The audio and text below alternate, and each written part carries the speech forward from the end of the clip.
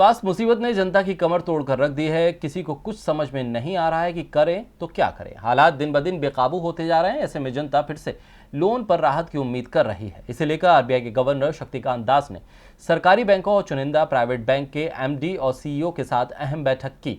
हालांकि अभी तक लोन को लेकर कोई भी बयान सामने नहीं आया है।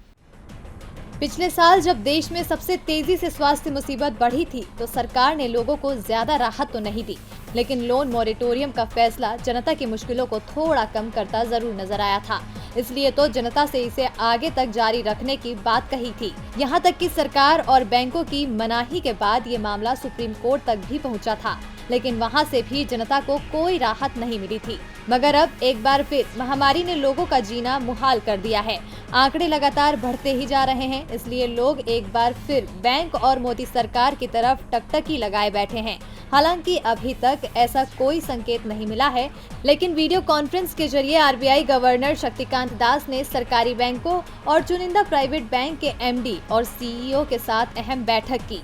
मीडिया रिपोर्ट्स के मुताबिक बैंकों ने आरबीआई से निवेदन किया कि दूसरी वेव तेजी से बढ़ी है। कई राज्य पूर्णबंदी की तैयारी कर रहे हैं। ऐसे में आरबीआई को फिर से कुछ जरूरी कदम उठाने होंगे। बैंकों ने गवर्नर से कहा कि इस पर आपको विचार करने की जरूरत है। वहीं लोन रीस्ट्रक्चरिंग पर कुछ जरूरी कदम उठाने को कहा है। आरबीआई से बैंकों ने कहा कि मार्च तक पूरी होने वाली रीस्ट्रक्चरिंग की समय सीमा जून तक बढ़ाई जाए। दूसरी लहर की वजह से कुछ मामलों में दोबारा रिस्ट्रक्चरिंग की जरूरत पड़ सकती है। पूर्णबंदी लंबे समय तक चली या और ज्यादा राज्यों में लागू हुई तो मॉरेटोरियम जैसी योजना की भी जरूरत होगी।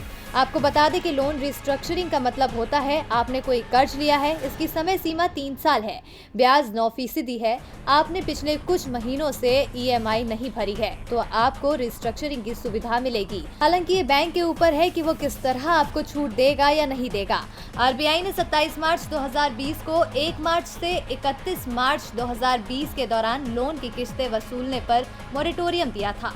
पूर्णबंदी के चलते बाद में ये अवधि बढ़ाकर 31 अगस्त की गई थी।